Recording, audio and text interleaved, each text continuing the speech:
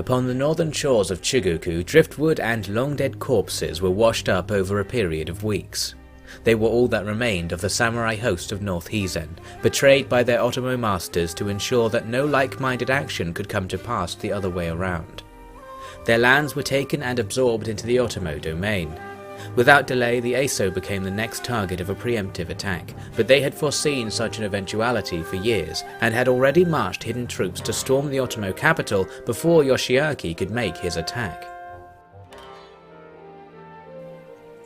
We walked the streets of Funai, crying out the news.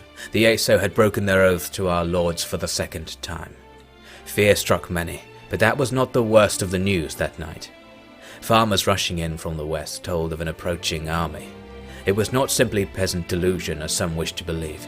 The nuns of the Hachiman shrine arrived with the same news, laden with weapons. Fear slowly turned into determination as people came to realize what Oathbreakers might do when they attacked. They had to be stopped somehow.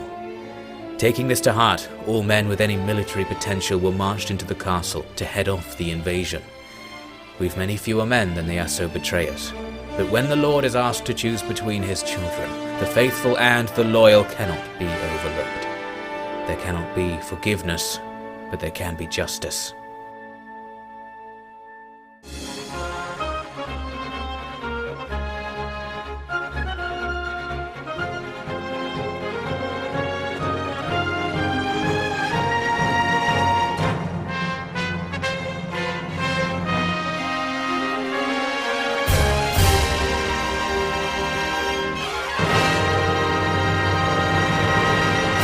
Hello there and welcome back to Barbarian Masters. Right now we are facing the Aso clan as they attack our capital with a small force. We were fortunate in that all of their units are coming from the same direction, so our even smaller force defending the castle can be concentrated against them. They started things off by bringing archers up to attack my Yari Ashigaru standing on the outer layer of the castle. I need to avoid this fire as best I can and use my own archers to bring down the enemy archers so that we can safely defend the outer part of the castle, since we do need to stop the enemy. We have very few melee units, so we need to try and exploit our archers as much as possible. In order to save these Ashigaru, I'm going to start dodging around crazily, and you can see the enemy arrows start to spread out more and more as we just keep moving around, and by doubling back on ourselves we can even make them fire in entirely the wrong direction as they try to predict our movement, so that's going to save many lives. Meanwhile, we're slowly damaging that unit and reducing the number of arrows coming at us every time. While that's happening, of course, the enemy's main force will be making its attack, tons of Ashigaru and a couple of samurai units. Some of the samurai there are the first to get into battle. I've now formed up my Yari Ashigaru into Yari wall, ready to try and stop the enemy, then the archers on the wall behind will try to do their thing. Joining them are some regular Ashigaru, all completely broken up in terms of their formation because they're just attacking us right as they come over the walls. That actually makes it pretty hard to hit them with arrows to start with, but later on, as more and more stuff comes in, they'll start to bunch up and we'll get some pretty good shots. It's just going to be up to our Yari wall to try and hold them off for a bit. We are going to be outflanked because we don't have enough troops, so it can't hold for particularly long, and many of the enemies just went around them, which was the correct way to do things, and started immediately going after my archers, so that's going to stop them being used to their best effect. We need to try and rout the units that come up the wall so we can get back to shooting at the guys outside. I'm going to move these archers away and replace them with some samurai to take down the enemy Yari Ashigaru. That should be easy enough there. We are losing that battle outside of the wall though. We've almost lost all of the unit that's trying to hold the enemy in position. Looks like this may in fact be decided by the fight with the archers. We just have to try and stop the enemy getting in now, since we've already failed to hold them outside. Hopefully they'll rout at some point, because a lot of these units have high level, high rank, that gives them lots of extra morale, so they're hard to rout.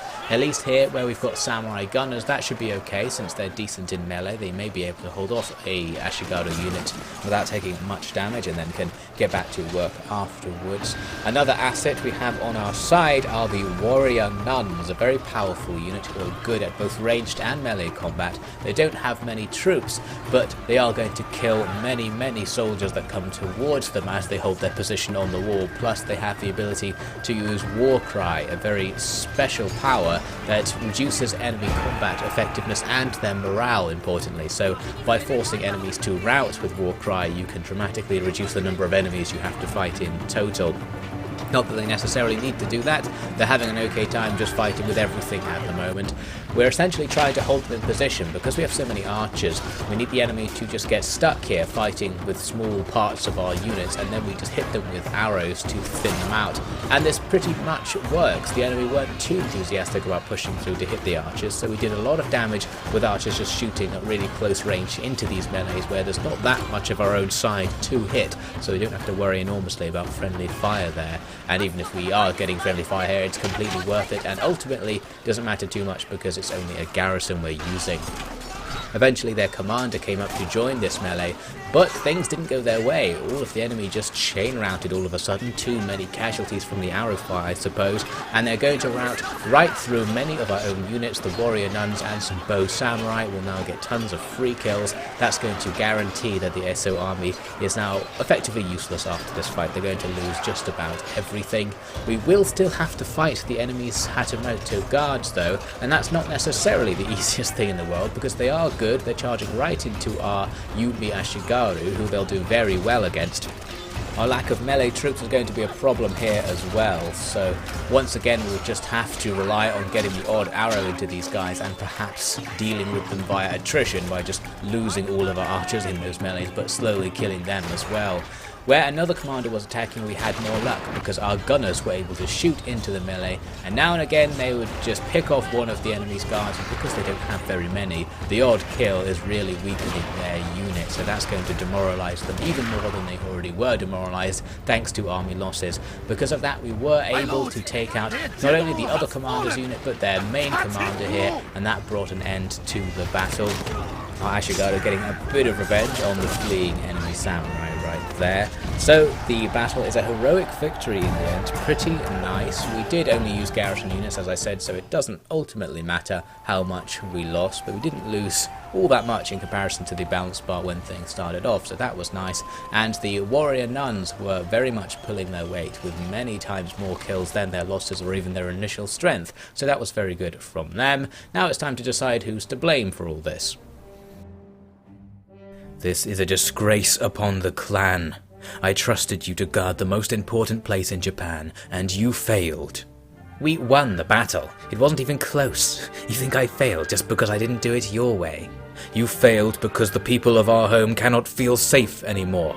You failed because all across the land lords will hear that Bungo was nearly toppled by an army smaller than any they themselves command.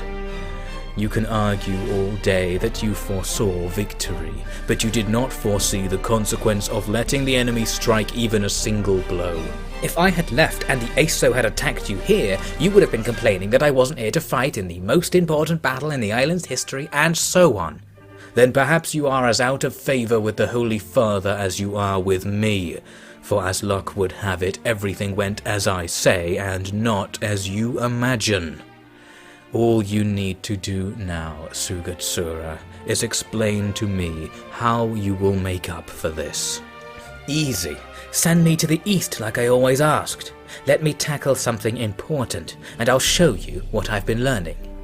For a boy who brings shame upon the family name, you are extremely confident. I'm going to hope for both of our sakes that this is because your true abilities are yet to be revealed. I would say they already have. Everything is going according to my plan, if not yours. Your plans are thus rendered idiocy then.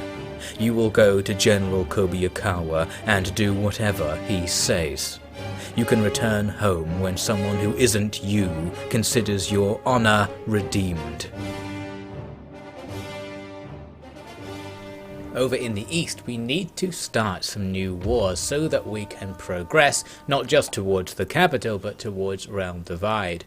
We are bordering right now the Miyoshi, however attacking them could be dangerous. They have lots of vassals and a few territories of their own. I did manage to negotiate though military access with them. I had to pay a little bit, but this will in theory allow me to move through their territory and perhaps just attack someone on the other side, which might be more productive. So once that was arranged, I wanted to see what exactly this would allow me to do. I can go south into the Saika territory, which I don't really want to do since they're a fairly powerful faction as well, or east towards these purple guys.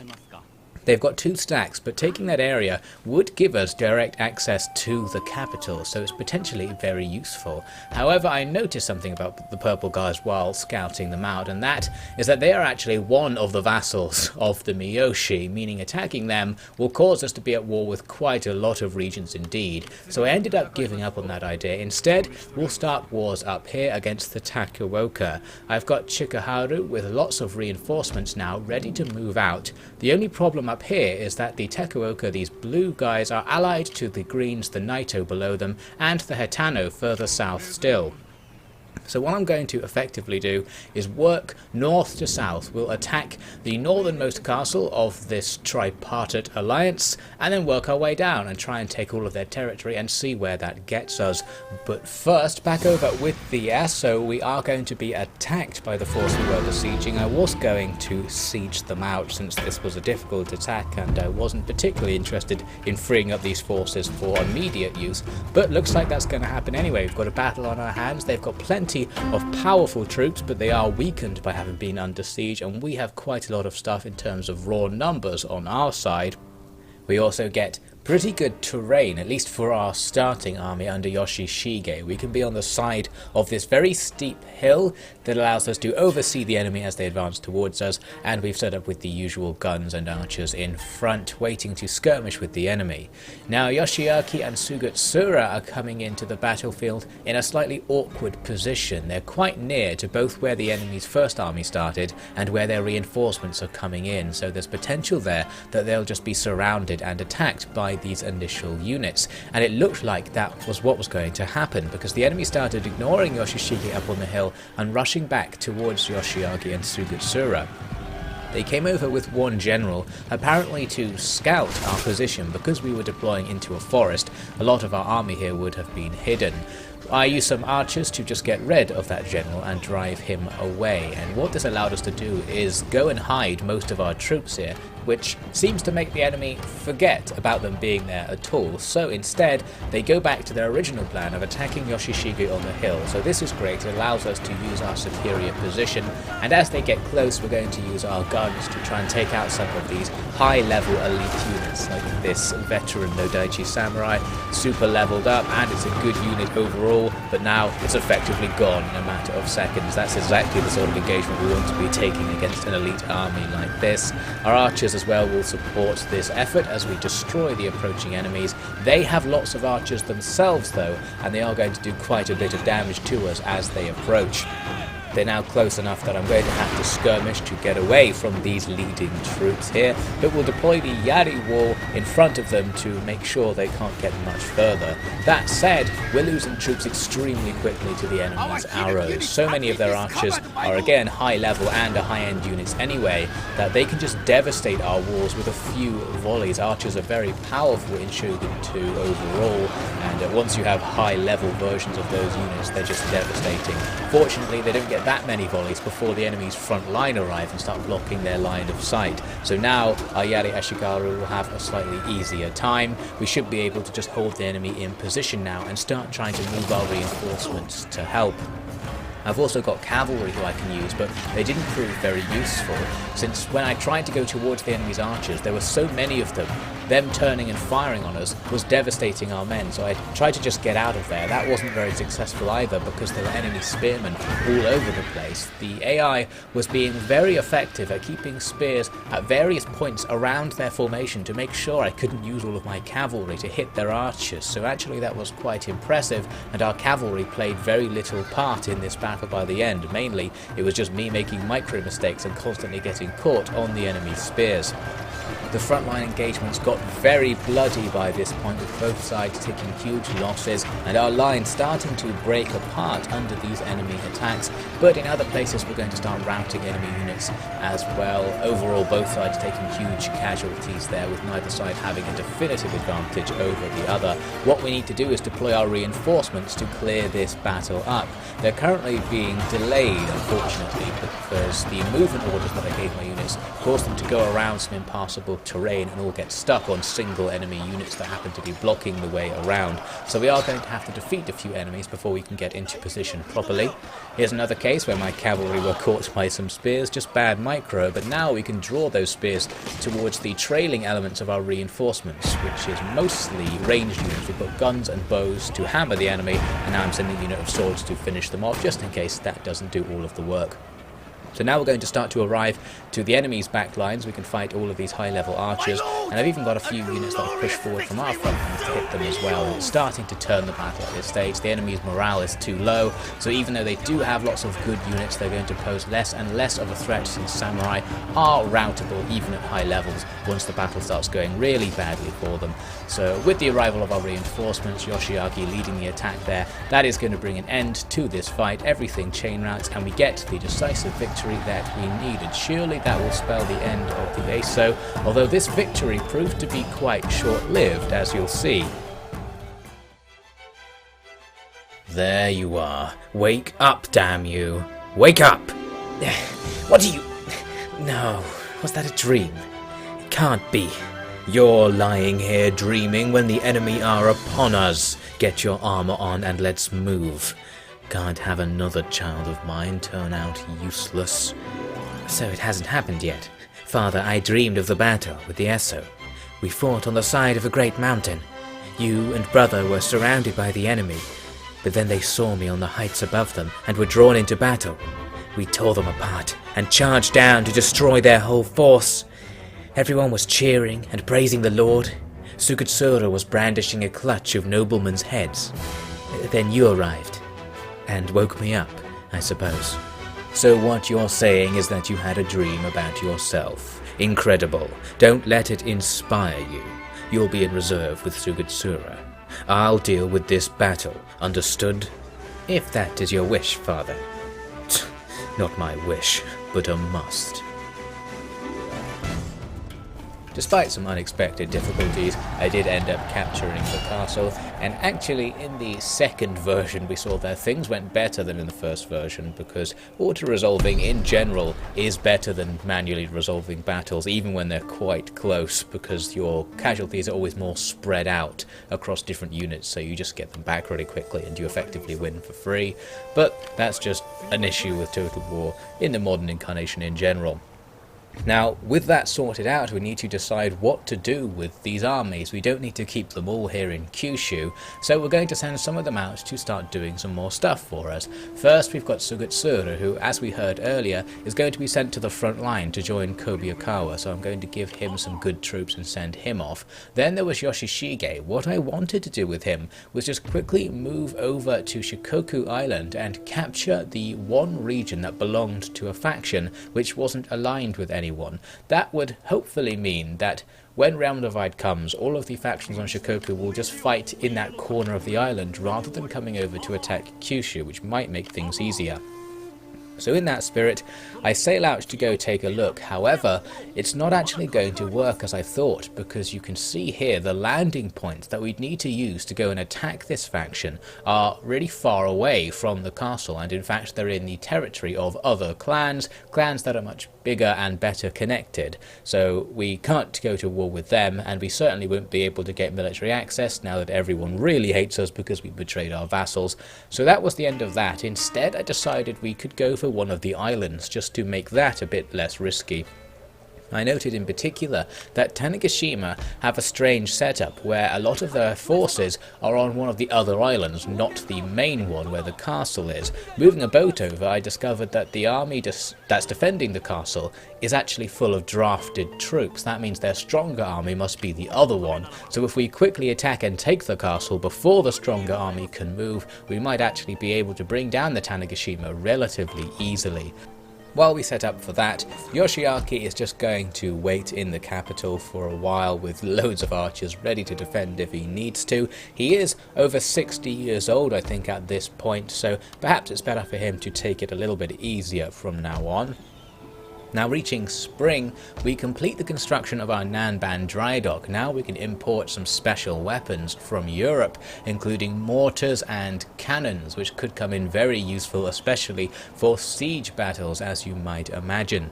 It also allows us to recruit actual European troops from the Portuguese specifically to use in our armies as mercenaries effectively. We have the choice of a pike unit, a gun unit, and a very powerful but expensive cavalry unit. So we'll try and get some stuff together to add to our frontline forces, but because that is going to take quite a bit of time to get something substantial together from that, I am going to get things started on the front lines before they are ready, but I'm sure they'll come into things very shortly. So Sugatsura has now arrived and can start marching over to join Kobayakawa. So with his reinforcements we now have quite a lot of stuff here and can reasonably think about attacking the allied states to the east, although I did spend quite a long time looking over the disposition of forces and trying to come up with the best way to actually do this. By my estimations, we can occupy Takabayama Castle before these armies arrive. With the forests, they may not learn of our approach until we are upon them. That is exactly the sort of strategy my father would employ. You say that like it's a bad thing. Look where we are today because of such strategies. Yes, outnumbered and ruled by paranoia. Taking this castle will do little to change that. Excuse me, Lord, but I do not understand how you can object to this. We have lots of castles. They have lots of castles. We have a modest army. They have an enormous army. We can take their castles, dodge their first attack, sure. What is your plan then? They will want the castle back. We can use it against them. Eventually, maybe. Your plan relies on the enemy's mistakes, not your own guile. If you've a plan to suggest, you can put it forth at any time, Lord. If we are to win, we must kill 3 for every man we lose. We must fight only when we have absolute advantage. To convince the enemy to join such a battle, we must pretend to be weak. We shall lay siege to Takabayama as you wish, but we shall not storm it at once. The enemy will take this for a weakness of some kind and attack us in force. We shall use their haste to dash them into dust, using your new troops. What if we can't win? We can win. It is a nanban strategy. Pikes, long spears, whatever you wish to call them. They are the woodcutter's axe to a rotting forest. We're going to try and turn this castle assault into a trap for the Takuoka main force. Our weapon, this big wall of long Yari Ashigaru, or professional Yari Ashigaru as they're called in the mod. Pikemen essentially set up with their flanks protected by cliffs and hills, a perfect scenario for using pikes. The only problem is that the enemy's main force coming on as reinforcements might just go around behind us. Fortunately, it appeared they were going to go straight up the middle of the map, which would lead them into my pikes, so that's very good news indeed. We form the pikes together into a Yari wall, and that provides a nice wall of spears for the enemy to now run onto.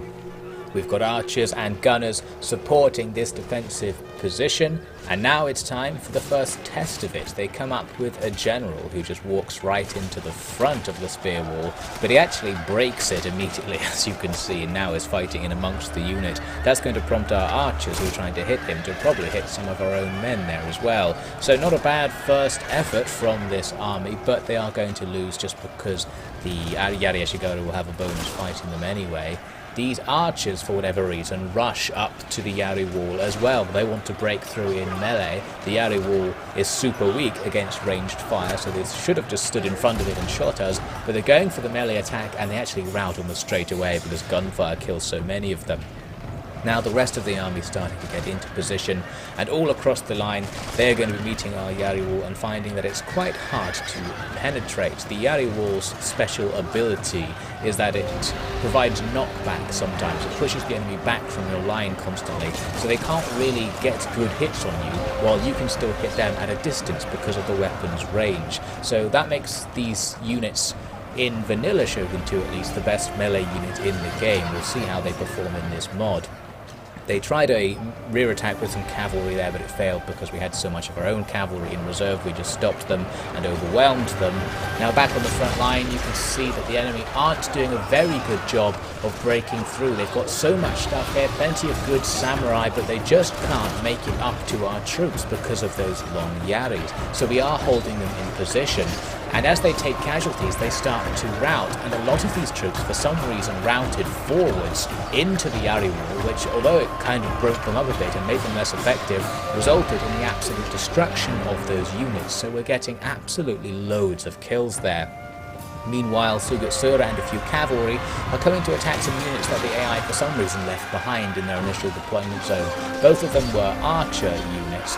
This one here, the regular samurai archers, are fine to defeat with cavalry, although Sugatsura is going to find that fighting on a bushi is more difficult because they are also an anti-cavalry unit, so we'll have to get out of there soon and come in with more cavalry to finish them off. Meanwhile, the main fight is looking like it's going to go our way now. The enemy failed to break through our line, and as long as the Yari walls don't get too broken to push the enemy back, then these units can become effectively invulnerable in melee.